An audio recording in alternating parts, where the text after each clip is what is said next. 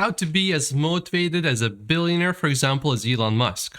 I just listened to a 5-hour podcast with Andrew, who is a Stanford professor, which it may not look like from this thumbnail. It looks like a whole bunch of guys from prison, but mark my words, these are great guys. Andrew is a Stanford professor.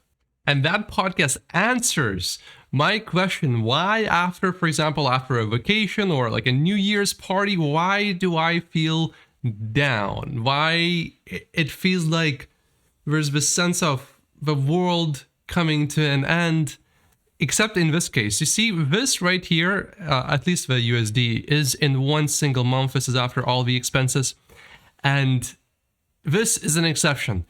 Here, actually, I was quite pissed because this was not 1 million in a month. So aside that, let me share this new approach to motivation and how to achieve your goals, especially if you are an investor or you have big financial goals. Like, for example, I have a goal of becoming a billionaire one day. And it would be great if I just didn't have to use all of my discipline and all of my willpower every single day when working. I have a lot of willpower personally, and I'm pretty disciplined when I need to be. But this new approach from Andrew is promising. So I will share with you what I learned so that you don't need to listen to a 5-hour podcast. I also read over 1,000 books, most of them about business, making money. Some of them are about motivation.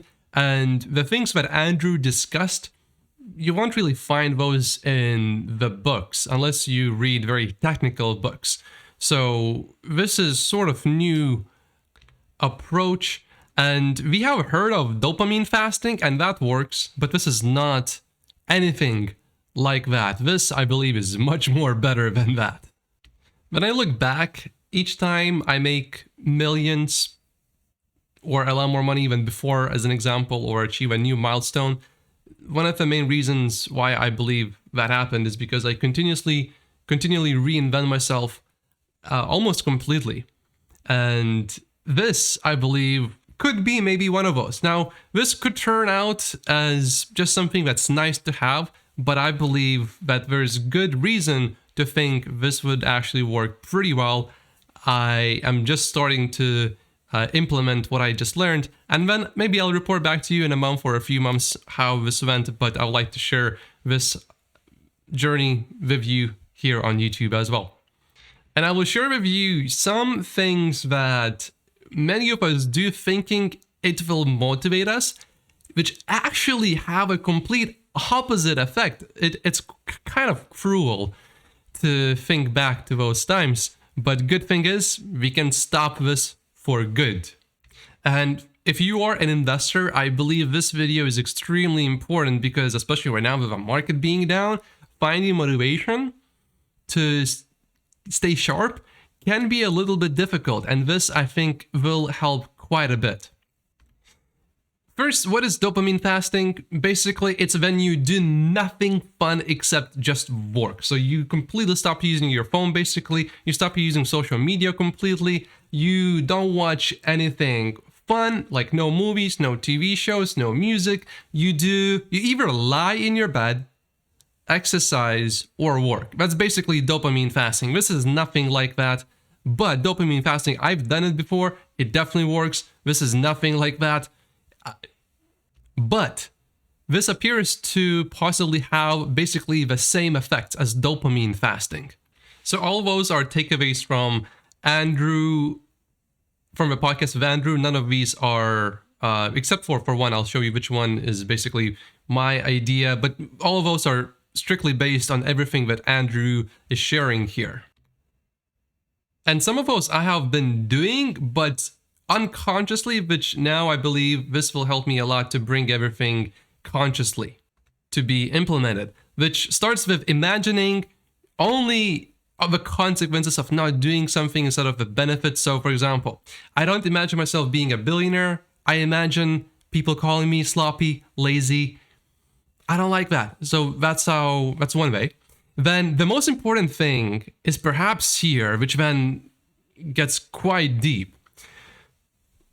rewarding yourself every time after you do something that you want to keep doing, but maybe you don't like doing, can actually be completely counterintuitive, which comes to many people as a big surprise, but it starts to make sense when you dig deeper into it. Andrew gives a technical explanation. I'll give you a simple example. If you see a girl that respects herself and you see a rich guy, it is advisable that that rich guy does not lead with money, because you don't want that girl to feel that you are trying to buy her. But of course, I would imagine many women would prefer a man that is well off. I think that's pretty well understood. However, if a guy leads with that, it's a girl doesn't want to be bought. So when you do something difficult, when you work and you don't like that work, then you reward yourself every time after that work. You're basically telling yourself, I don't like this work, and the only reason why I'm doing this work is because I am going to get this reward. So what you are doing long term is you are basically making yourself hate the work even more. Now, there's a way around it, though, where you can still have that reward. And the way around it is by varying how often you reward yourself. The rewards need to be intermittent and random. Everything, when it comes to motivation, or a lot of it, comes to dopamine.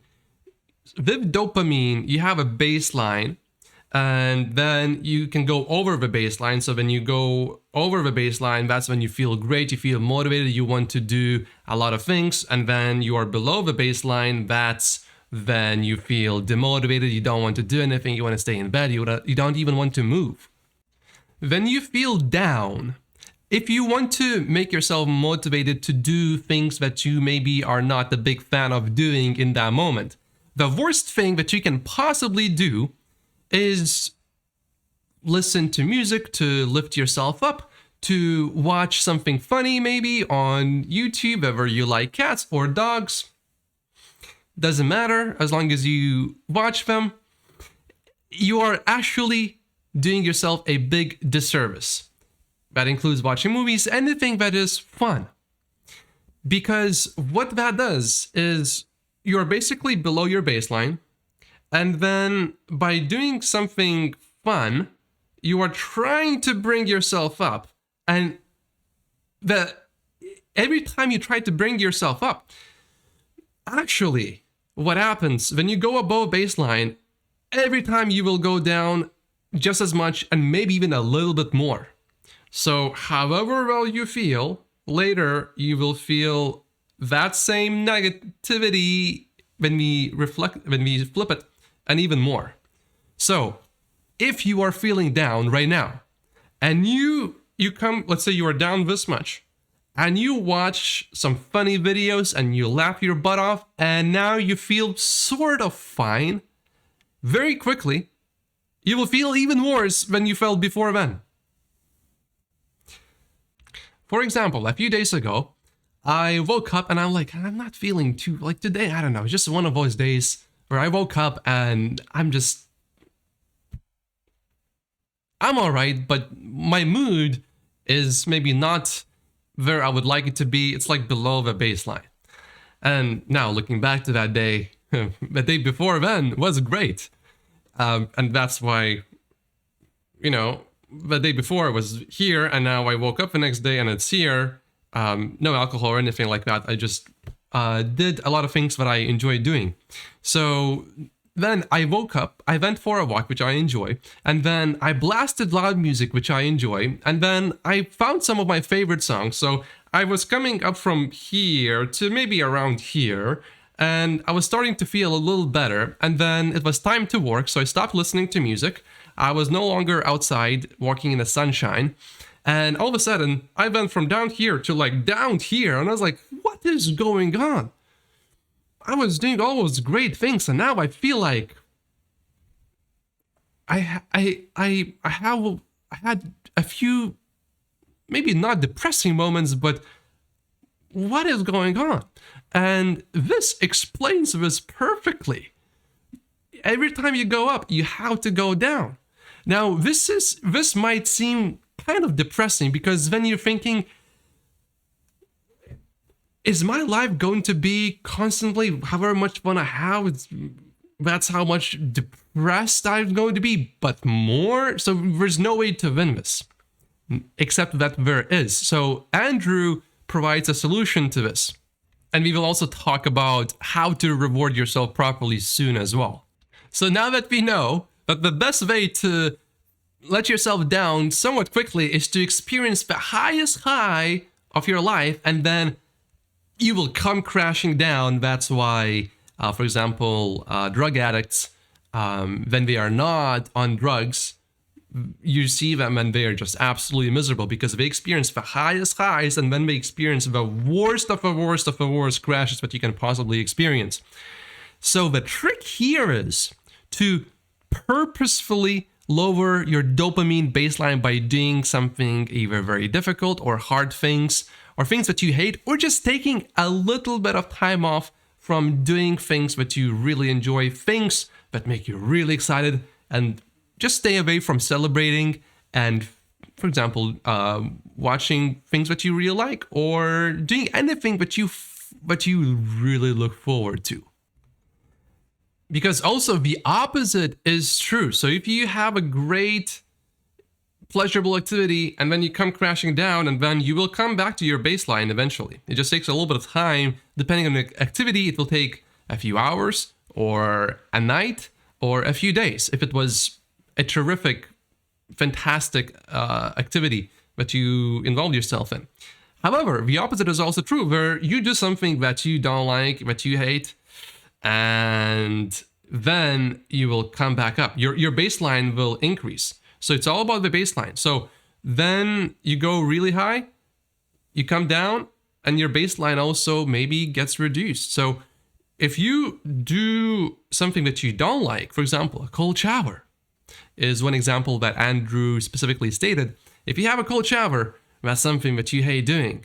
Now your baseline is going to be higher. And the higher baseline is, the more motivated you will be, and you will get excited by things that normally would not excite you. For example, such things as work. So let's say you have a cold shower, you're doing something specifically that you don't like doing, and you feel terrible. You increase your baseline, and now all of a sudden work, supposedly in theory, should become more enjoyable. So that's a lot of theory. I will share with you how I will try to implement this, and then if you guys like this video, I will make a follow-up later sharing my experience, how it all went, whether it actually worked or not. Then with rewards, so rewarding yourself after each activity that you don't like doing is not the ideal case. Counterproductive. But if you reward yourself about a third of the time, randomly, and the key word here is randomly, then your brain associates whatever you're trying to do with pleasure, basically. So you should, in theory, find yourself wanting to do more of that thing, and you will associate pleasure with effort when it comes to doing that activity, for example, work, instead of just you getting it done and then getting the reward. So you want to trick your mind into liking putting a lot of effort into what you're doing instead of doing the thing, completing your task, and then getting a reward. We want to make that shift here. So one thing that I'm going to do after I finish making a YouTube video, as an example, I will make a list of things that I like as a reward. Have a dinner at a 5-star restaurant, watch a movie, have some ice cream, drink some Coca-Cola. I actually like doing that a lot. I rarely do it, but I really enjoy doing it. And I will have a box, and then I will have a whole bunch of cards inside. So one card will say Coca-Cola, another card will say movie, another one will say restaurant. and I will throw those in, and 2/3 of the cards will be empty, and only 1/3 of them will have a reward. So after finishing each video, I will just try to take one of those, and then 1/3 of the time randomly, I will have a reward. And that is supposed to help with associating pleasure with effort instead of being focused on the reward, because it's random. I'll share with you specifically now other things that I will do. See, I had this problem before. So how I like to work is I basically work every single day. I almost never take days off unless I'm sick. And I work, and then that same day I usually do something fun, watch something, go out to a nice restaurant, do something that I enjoy doing, listen to music at the end of the day, things like that. Watch some funny videos. I really like Aussie Man reviews. Those are great. What I will try to do for now, for a few weeks, I will run this experiment where on days that I work, I will try to limit things that I like doing to, or things that I really like doing, almost down to a 0. So I will try not to watch movies or TV series. Like there's House of Dragon. I like that one. That's a new one. Although they changed their character, they put new actors, and I didn't like that. But I like the show overall. Original Game of Thrones, though, I think so far has been better. But we'll see. This is still early. But I will put those away for now. I won't watch House of Dragon on days that I work, as an example, because I watch that and I really enjoy watching those episodes. So also I will try not to listen to any music, or just very little music, or music that doesn't excite me as much on days that I work. Because before, I would, let's say I finish my day, then I go to a fantastic restaurant, then I listen to loud music, songs that I really like, while exercising, which, by the way, I actually like exercising. So I stack exercising on top of my favorite music that spikes up my dopamine, and then I finish the day with, let's say, a few episodes of favorite TV show. And then the next day, when I would wake up, I would wonder, how come I'm not as motivated today? And now I know the answer. So basically, and Andrew doesn't use this wording, but I would call it a motivation hangover. If you do something that you really like, next day you will have a motivation hangover. So on days where I need to do some serious work, I will seriously limit my fun on those days as much as I can, reasonably. Or if I do have some fun, I will try to offset that with things that I would not enjoy, for example, a cold shower, to push my current state of dopamine down low and to increase the baseline, and to cancel out my excitement. I will be conscious to not celebrate hard unless I want to have a motivational hangover, for which I would be prepared. And instead of working every single day and having some fun every single day, I will try to basically work 5 days in a row really hard, Monday to Friday, for example, with limited fun, then have fun on Friday evening and most of Saturday. So I would still have the exact same amount of fun that I would have. I would just move it from every day to just one more concentrated day. And then, of course, I would expect a big crash on Sunday. On Sunday, I would have a rather calm day. I would still work, but I would do things that are easier to do, things that there is a lot of work that I actually enjoy doing. So that's the work that I would choose to do for a day like this. And I would try to do things on that day that I don't like. So a longer cold shower, or maybe even multiple cold showers. That's something I'll need to think through. I'll need to come up with a list of things that I really don't like, but that are short in their duration. Like a cold shower is really horrible for a short amount of time, but it's only for a short period of time. I don't mind doing that. And really the most frustrating thing for me before used to be, let's say, go on vacation, and then I come back from vacation and now I don't want to work. That's just frustrating. So I would try to make my vacations, the end of the vacation, somewhat boring. Now, if you want to get rich, here are 48 reasons why I only own Tesla stock. My name is Matt Posius. Thank you for watching. and like this video if you like me to make more content like this.